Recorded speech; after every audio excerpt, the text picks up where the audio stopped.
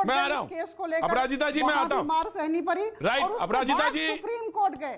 जी, देखिए, अपराजिता जी, मैं आता हूं। कांग्रेस ठीक है, मैं डिबेट में दूसरे लोगों को शामिल करता हूं। दल है, जी, बहुजन जी, अपराजिता समाज जी। पार्टी हो या लेफ्ट हो या ममता अपराजिता बनर्जी जी, की मैं पार्टी दूसरे हो, लोगों को भी या शामिल करता समाजवादी हूं। पार्टी हो, और Of course। केजरीवाल जी भी।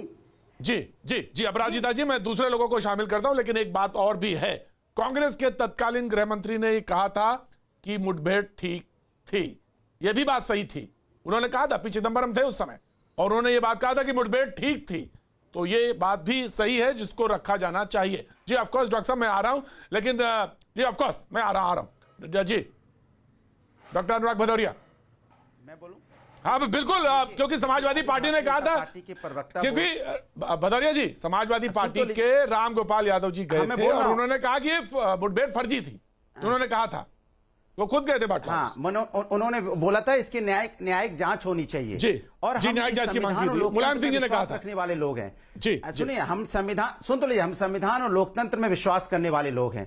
यहाँ एक न्याय प्रक्रिया होती है जिसपे सबको विश्वास है। कोई इंसिडेंट होता है तो उसकी न्यायिक जांच होनी चाहिए, इसमें बुराई क्या है? अब मैं पूछना चाहता हूं भारतीय जनता पार्टी के प्रवक्ता से कि जब तक ये हमारे देश के अंदर में भारतीय जनता पार्टी के लोग ये जयचंद हैं, ये जयचंदों को देश से हटाना बहुत जरूरी है। ये भूल जाते हैं कि चाइना में कौन गया था, चाइना ने किसने बुलाया था यहाँ पे दुश्मन को अपने यहाँ झूला झूला कौन था, उसके बाद हमारे जवान शहीद हुए, कौन गया था पाकिस्तान में बिरयानी खाने के लिए, उसके बाद पठानकोट में आईएसआई को किसने बुलाया था, कौन ये पीडीपी के साथ संबंध बना रहा था, कौन किसने सरकार बनाई थी। इसी पीडीपी के नेता के लिए आप छोड़ने गए थे ना एक आतंकवादी को, वहां तक कंधार तक छोड़ने गए थे। क्यों? कि आपकी लॉन्ग टर्म प्लानिंग थी। उसके बाद पीडीपी के साथ आपने सरकार बनाई, अलगाववादी पार्टी के साथ, आतंकवादी पार्टियों के साथ आप सरकार बनाते हैं, और सरकार बनाने के बाद दूसरों पर आरोप लगाते हैं। और आपसे पूछ लूं एक बात, ये आपके सरकार में कुछ नहीं हुआ है। 2009 में आपको शायद याद होगा, जो इंस्पेक्टर की मौत हुई थी उसको अशोक चक्र भी मिला था, तब सरकार आपकी नहीं थी। भारतीय जनता पार्टी की सरकार के बाद क्या किया आपने, जरा बता दीजिए। यह न्यायिक प्रक्रिया होती है। 2010 में कपिल सिब्बल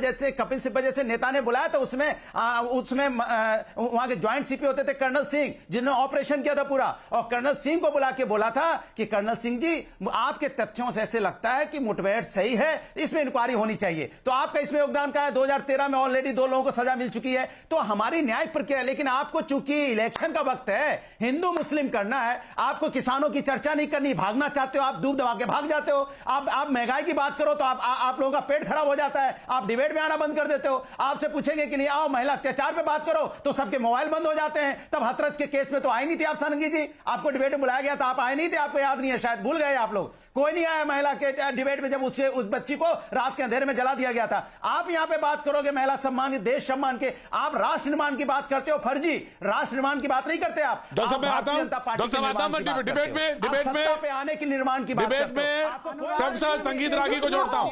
जी, उत्तेजित होने की जरूरत नहीं है, उत्तेजित होने की जरूरत नहीं है। इसलिए आपको शर्म आनी चाहिए कि आप जो बात बोल रहे हैं मैं आ रहा हूं, अपराजिता जी आ रहा हूं, अपराजिता जी आ रहा हूं, असली मुद्दों से जनता का ध्यान भटकाना डॉक्टर चाहती अनुराग भदौरिया का ऑडियो डाउन करेंगे, डॉक्टर अनुराग भदौरिया का ऑडियो डाउन हाँ, करेंगे। प्रोफेसर संगीत रागी आपका, नाजिया मैं आता हूं, धन शादाब आपके पास, फिर डिबेट ओपन करता हूं।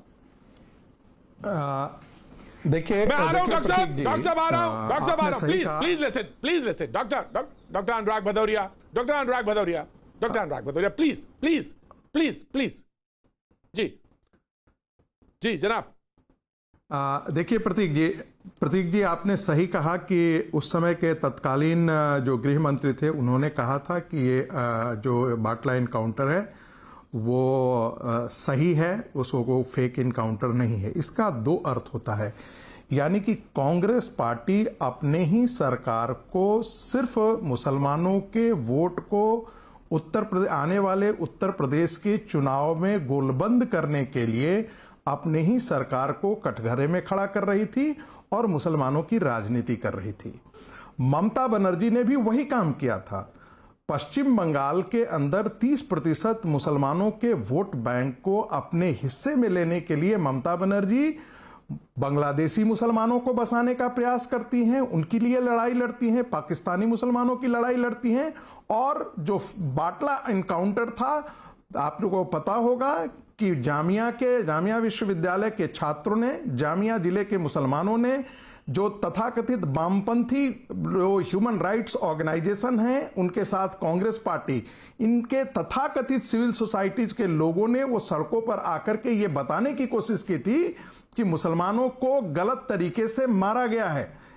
निष्कर्ष साफ है कि उसे एक फेक इनकाउंटर बताने के पीछे सोनिया गांधी और गांधी परिवार का एक ही उद्देश्य था।